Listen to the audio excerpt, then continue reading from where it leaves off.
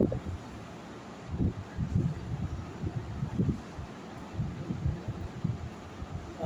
لله نحمده ونستعينه ونستغفره ونؤمن به ونتوكل عليه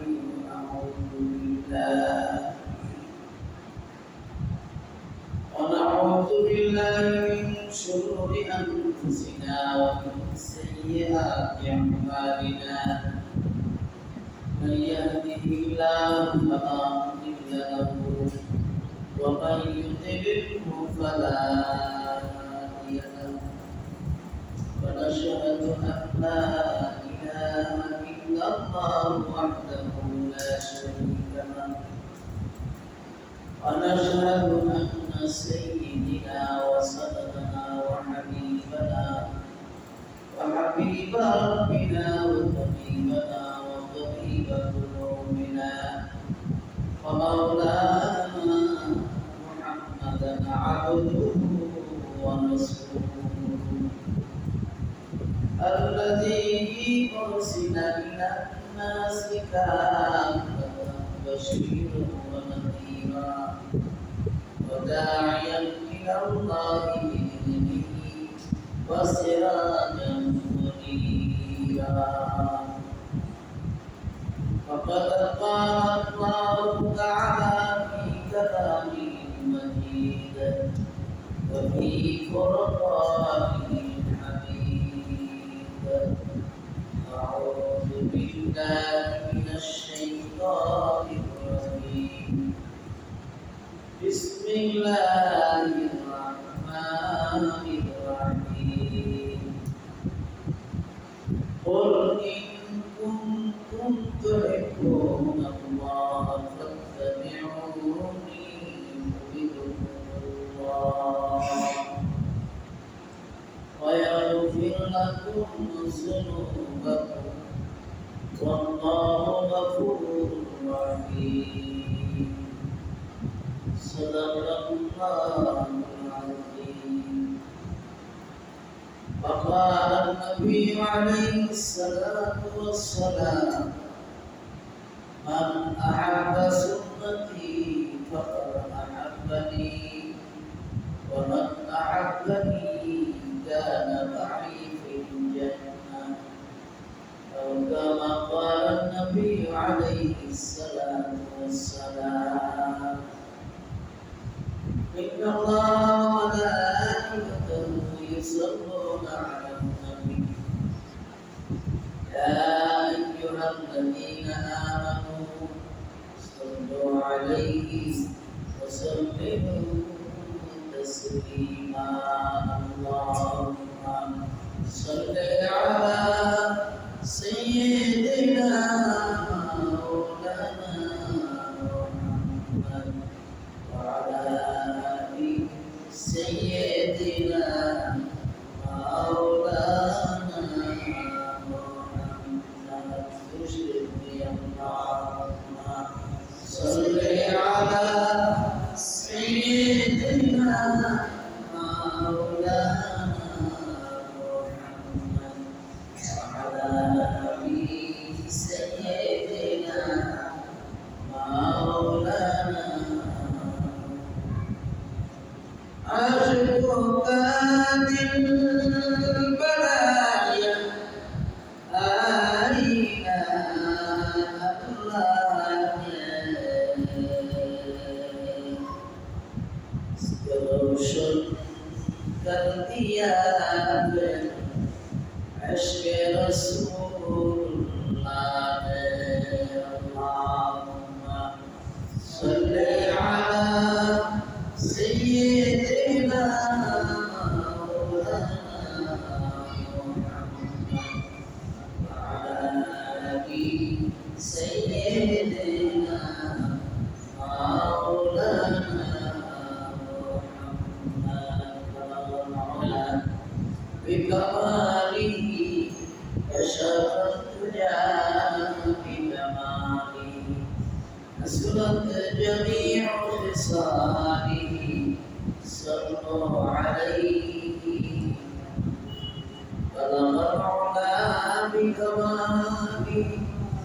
كشف الدجى بجماله حسنت جميع خصاله صلوا عليه وسلم محبوب خدا जिस दिल में हासिल नहीं ताको मुबिन्नो मगनूर ईमान में कामिल नहीं बलग मौला बिकमालिही कशफ़त दुजा बिजमालिही हसनत जमीउ خصاله صلوا عليه اللهم صل وسلم وبارك عليه الحمد لله قال الله الله الشكر في আমাদেরকে যে সজের বসে সবার দিনে মসজিদে আসার বসা নামাজ পড়ার সুযোগ দান করেছেন এই জন্য শুকরিয়া আদায় করি আলহামদুলিল্লাহ। কুরবান প্রথমে বলেছি যে একটা আয়াতে কারিমা তেলাওয়াত করেছি, একটা হাদিসের টুকরা তেলাওয়াত করেছি, বিষয় সুন্নাত সম্পর্কে, এই সম্পর্কে সুন্নাত সম্পর্কে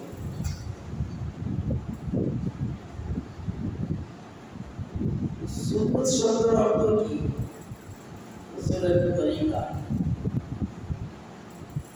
রাসূলের কর্ম কাজ এবং হাদিস। তো আল্লাহ রাব্বুল আলামিন এই সম্পর্কে কোন আয়াত নাযিল করেছেন। আল্লাহ বলেন তোমরা যদি আমাকে ভালোবাসো তাহলে আমার তরিকা মতে আবাদত, তরিকা মতে কি ইবাদত করো। এই ভালোবাসাটা আল্লাহ পাক বলছেন। মুমিন কাকে ভালোবাসবে? আল্লাহকে ভালোবাসবে না? মুমিন আল্লাহকে ভালোবাসবে। এই কথার কারণ কি? মুমিন আল্লাহকে ভালোবাসবে, আল্লাহ মুমিনকে ভালোবাসবে। শর্ত একটা, নবীর তরিকার মধ্যে যদি আল্লাহ হুকুম মানে ওই মুমিনকে আল্লাহ পাক ভালোবাসে। আর কার তরিকা? নবীর তরিকা। উপকার দুনিয়ার মধ্যে হাজার হাজার উপকার আছে, পরকালের উপকার রাসূল বলেন আমার সঙ্গে জান্নাতে প্রবেশ করবে। সুবহানাল্লাহ। এরকম কোরআনের অর্থ, হাদিসের অর্থ মোটামুটি তো হচ্ছে। আল্লাহর ভালোবাসা কি আমরা চাই কি চাই না? চাই কি চাই না? আল্লাহর ভালোবাসার উত্তর আল্লাহ পাক দিতে দিয়েছেন যে আমি তোমাদেরকে ভালোবাসি যদি আমার দুস্থের তরিকা মতে আমার হুকুম মানে। আল্লাহ রাব্বুল আলামিন ডাকেন ওই মানুষকে আমি বেশি পছন্দ করি যারা ভাবে আমার হুকুমগুলি আদায় করে ব্যতিক্রম করে না, আমার সঙ্গে শরীক করে না। বিধর্মীরা, কাফের মুশরিকরা তারা কিন্তু আল্লাহর কাছে মানে কিন্তু আল্লাহর লগে শরীক করে। মুশরিক যারা আল্লাহর সাথে শরীক করে, লা ইউশরিক বিল্লাহ, আল্লাহ বলেন আমার সঙ্গে কাউকে শরীক করা যাবে না, কোনোভাবেই না। তাহলে তোমাদেরকে আমি ভালোবাসবো। আর আমার সঙ্গে যদি কাউকে শরীক করো, আমি তোমাদেরকে ভালোবাসবো না। এমন আগের নবীর উম্মতেরা আল্লাহকে মানত ঠিক, কিন্তু আল্লাহর সঙ্গে শরীক করেছে। যার কারণে আল্লাহ রাব্বুল আলামিন বারবার বলেন, আমার সঙ্গে শরীক করা যাবে না। যদি কোনো মানুষ ঈমান আনার পরে আমার সঙ্গে শরীক করে, তাহলে তার কোনো ইবাদত আমার দরবারে, আল্লাহ বলেন, আমার দরবারে কবুল হবে না। ঈমান নেই। সর্বপ্রথম আমল হলো আল্লাহকে ভয় করে নামাজ পড়লে আল্লাহ ওই নামাজীকে ভালোবাসে।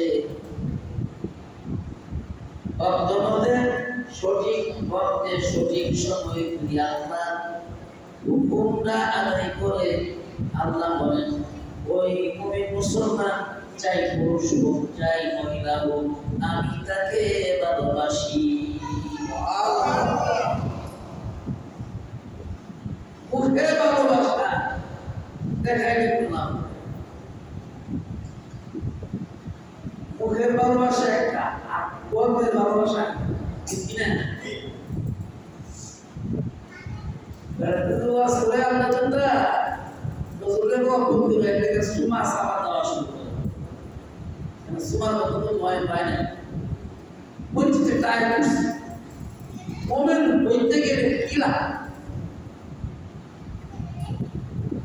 এক নম্বর নবীর সুন্নাত মানতে হবে। নবীর সুন্নাত কি? নবীর তরিকা। সাহাবায়ে কেরামদেরকে শিক্ষা দেয়া গেছে। সাহাবায়ে কেরাম থেকে উক্ত পর্যন্ত মুমিন মুসলমানরা নবীর তরিকা অনুযায়ী চলার চেষ্টা করে, ঠিক কিনা? আপনি নবীর তরিকা অনুযায়ী চলবেন না, ইবাদত করবেন না, দাবি করবেন মুমিন মুসলমান, তা হবে না, তা হবে না। নামাজ সপ্তাহে দিন, পাঁচ বেলার নামাজের কথা ছিল, সপ্তাহে দিন আপনি করেন, দাবি করেন মুসলমান, তা হবে না, তা হবে না। আল্লাহ নিজে বলেন, قد أفلح المؤمنون الذين هم في صلاتهم خاشعون। আপনার তরিকার মধ্যে যারা আমাকে ভয় করে চেষ্টা করে, পাঁচ বেলার নামাজের মধ্যে ওই মানুষটাকে আমি ভালোবাসি।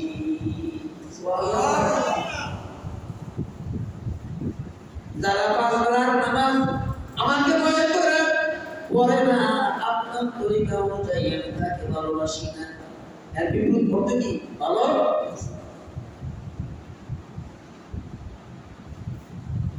এই জন্য নবীর তরিকা মানার নাম মহব্বত করা।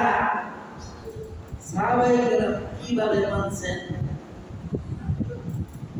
ওয়াকাউলিহি ওয়া ফি'লিহি, নবীর কথা হাদিস, কর্ম হাদিস, আমল আখলাক আদবগুলি হাদিস, এগুলি সম্পূর্ণ জমায়া 10 লক্ষ হাদিসের কিতাবের বান্ডাল। আর এই 10 লক্ষ হাদিসের কিতাবের বান্ডাল হইল 30 পারা কুরআন শরীফের ব্যাখ্যা। সুবহানাল্লাহ। কুরআন শরীফের একটা জবাব যেরকম অস্বীকার করা যায় না, হাদিস শরীফের একটা শব্দ আপনি অস্বীকার করতে পারবেন না যদি মুমিন হইতে চান। এখন চিন্তা করা দরকার, আল্লাহ বলে আমি বলি আর ঠিক না? আল্লাহ কয় নামাজীকে আমি পছন্দ করি, ভালোবাসি, নামাজ তো করি না, আবার নিজে কই আমি আল্লাহকে ভালোবাসি। আল্লাহ কয় আমি যদি তোকে ভালো না বাসি, তুই ভালোবাসলে কি লাভ? নিয়াদে আশুকে মাশুকে যারা কিসে যারা মক্কা দেবে না কুছ খবর নি। কারো সঙ্গে আপনার মহব্বত আছে, যেমন লাইনি মজদুর, তাদের প্রেম ভালোবাসা এরকম গভীর ছিল, ওই গভীর ভালোবাসার ভিতরে আল্লাহ লাভ করছে। সুবহানাল্লাহ। আজকের ভালোবাসা না, উল্লাহ উল্লাহ ভালোবাসা, ও কিন্তু ভালো হয় না, আল্লাহ বলতে বিনাশ করতে ঠিক কিনা?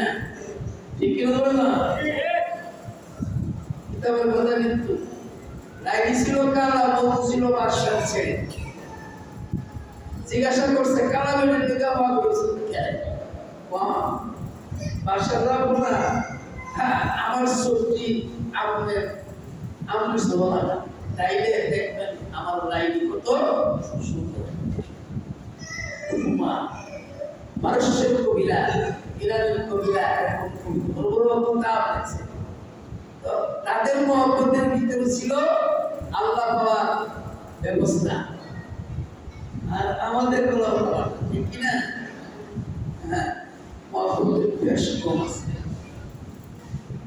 আমি যদি ভালোবাসি আল্লাহকে, আল্লাহর হুকুম না মানি, ভালোবাসা হইল না?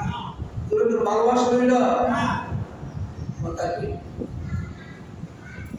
قل إن كنتم تحبون الله فاتبعوني। আল্লাহ বলেন আমার হুকুম মানা না হলো ভালোবাসা। যারা আমার হুকুম মানে না, আমাকে অন্তরে বিশ্বাস করলে কোনো লাভ নাই।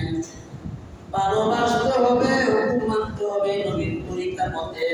ফাত্তাবিউনি, নবীর তরিকা যদি তুমি অনুসরণ করো, অনুসরণ করা এক জিনিস, অনুকরণ করা এক জিনিস, অন্তরে মহব্বত করা আরেক জিনিস। ঠিক কিনা ধরে না?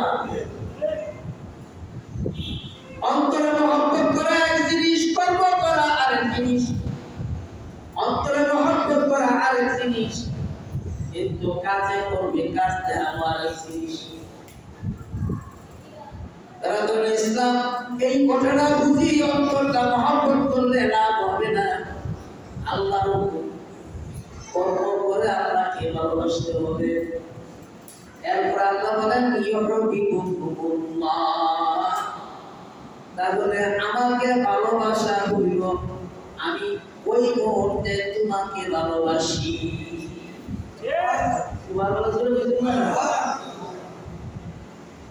পাঁচ বেলা নামাজ একবেলা নাই, পাঁচ বেলার নামাজ একবেলাও নাই, সপ্তাহে একদিন, দুই ঈদের দুই দিন যদি থাকে ইমানদার হওয়া যায় না। যতক্ষণ পর্যন্ত ইমানদার না হবে, এতক্ষণ পর্যন্ত যত আমি ভালোবাসি আল্লাহকে, আল্লাহ বলেন তোর ভালোবাসা কোনো দরকার নাই, আমি তোকে মহব্বত করি না, ভালোবাসা দেখাই না। কার কথা? তোর কার কথা? কবির মনোযোগ শুনলেন না, সুমা দেওয়ার নাম তো মহব্বত না। আল্লাহ নিজে বলছেন, তাইলে সুমা সামা কেমনে আইলো এটা আপনাদের শুনুন। অন্য হাতে না, ফাত্তাবিউনি ইউহিব্বুকুমুল্লাহ, আল্লাহর হুকুম নবীর তরিকা মতে ইবাদত হলো মহব্বত। আল্লাহ ভালোবাসে ওই মানুষটাকে নবীর তরিকা অনুযায়ী আমল করলে। পাঁচ বেলার নামাজ, এক মাস রোজা,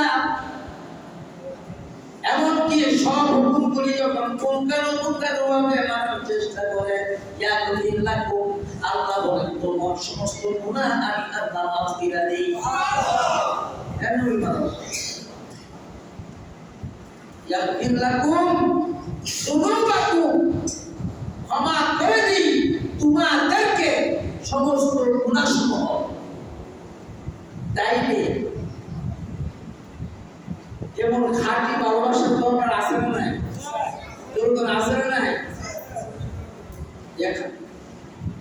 খাঁটি ভালোবাসার দরকার হইলে নামাজ পড়া লাগবো না লাগতো না? ভক্ত ছিলন লাগবো না লাগতো না? নবীর তরিকা মানা লাগবো না লাগবো না? বাদ দেওয়া যাবে না। আসেন, এক সাহাবীর নাম ছিল, সাহাবীর আগে ওনার নাম ছিল সুমামা ইবনে দালাল। মনোযোগ শুনবেন। আল্লাহর নবী কয়েকজন সৈন্য পাঠাইছে, আর এই সৈন্য সমুদ্রে দেখিয়া এই ইয়েমেনের এই পুত্রের প্রধানকে দইরা মসজিদের নববীর খুঁড়ির সাথে বাইনা দিছে।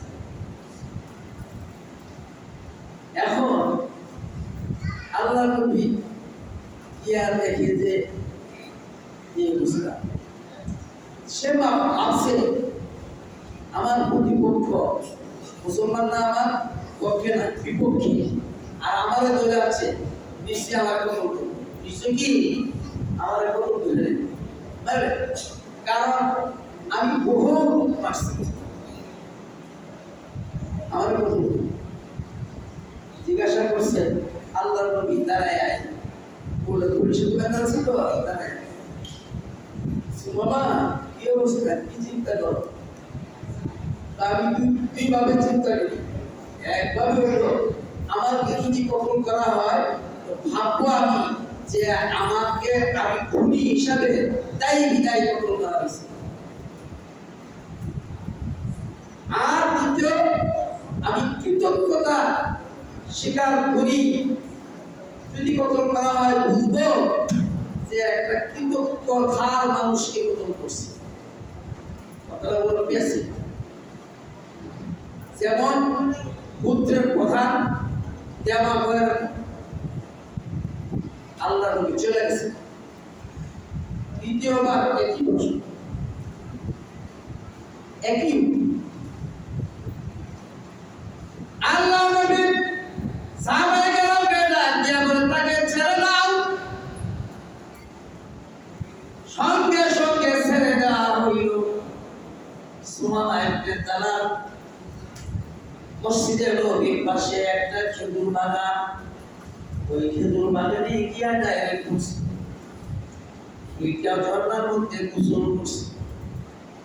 সাহাবীরা মনে করেছে সারা পাইছে ভাইকা চলে যাবে, আল্লাহ রাব্বুল আলামিন নবীর চেহারার ভিতরে কথার ভিতরে এমন ভাবে নূর চমকায়া দিলেন, আকর্ষণ লাগায়া দিলেন, নবীর কথাগুলো তার অন্তর মধ্যে এরকম ভাবে বিদ্ধ হইছে, কারোর সাথে কোনো কথা নাই, ঝর্ণার মধ্যে গিয়া গোসল করছে, গোসল করে আমার মসজিদে নবী ঢুকছে।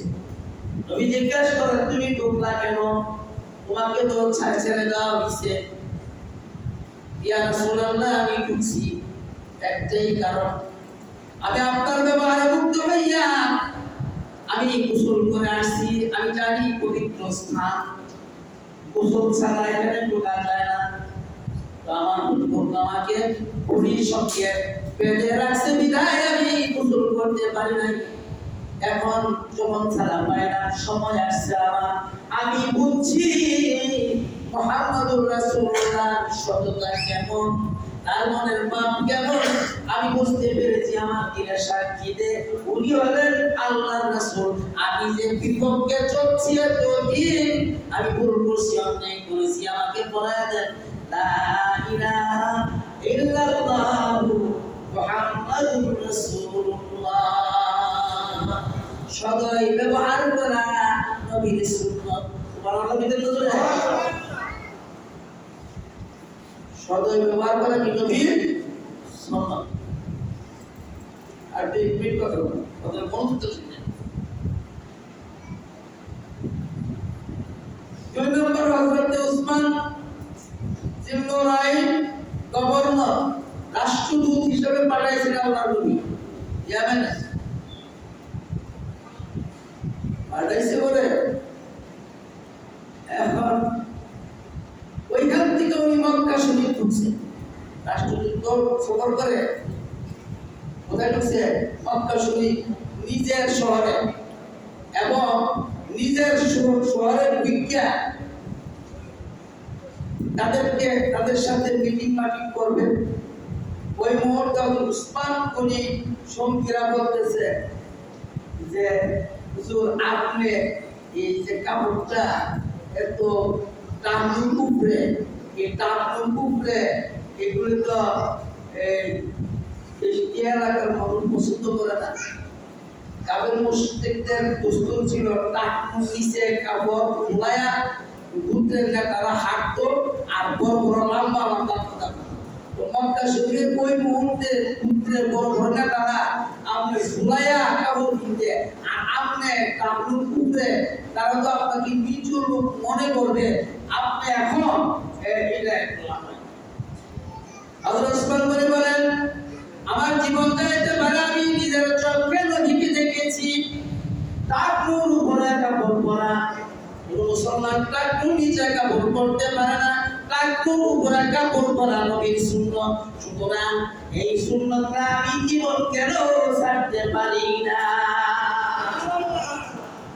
সুবহানাল্লাহ জোরে বলতেন না বর্তমান বিশ্বের স্বাস্থ্য বিজ্ঞানীরা বলে তার নিচে যদি কাপড় যা তাহলে ওই টাকনু যদি খোলা থাকে তার যৌবনী শক্তি তাড়াতাড়ি কমে এই জন্য নবীর সুন্নাত হলো এই টাকনুর উপরে কাপড় যখন টাকনুর উপরে কাপড় থাকবে আর ওই জায়গার মধ্যে আবহাওয়ার উত্তর বাতাস লাগবে কিন্তু পর্যন্ত তার যৌবনী শক্তি বিদ্যমান থাকবে এই জন্য রাসূল বলেন একটা সুন্নতের ভিতরে বহুত উপকারিতা আছে স্বাস্থ্য বিজ্ঞানীরা বলেন একটা সুন্নতের ভিতরে হাজার হাজার শিফা আল্লাহ পাক ঢুকায়া দিয়েছে শুধু পরকালে মহব্বত করলে আপনার জান্নাতে যাবেন তা না দুনিয়াতে শান্তির ব্যবস্থা সুন্নতের ভিতরে আল্লাহ পাক রাখছে পুরানো বিশ্বাস যদি করে আল্লাহ পাক পুরার মৃত্যুটাকে হেফাজত করে তার দৃষ্টিশক্তি মৃত্যু পর্যন্ত বহাল থাকবে একটু কমবে না হ্যাঁ যদি কমে বিভিন্ন কারণে সুন্নতের এত না হযরত হুযায়ফা রাদিয়াল্লাহু তাআলা আনহু কেসার রাজদরবার গেছে খাওন দিছে বলে একটা নলা খুলে গেছে এটারে তিনটা খাওয়ার জন্য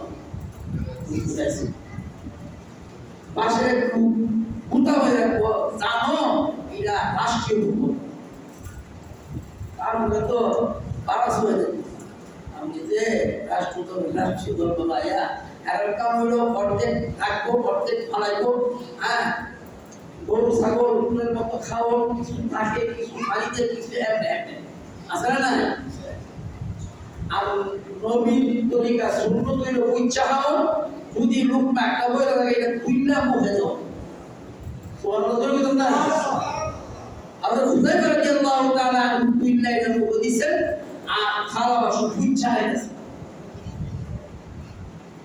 তো কুটা ধর্মার্সে এটা রাষ্ট্রীয় ভবনের ভিতরে এটা পরে পরে হযরত হুযায়ফা সাহাবী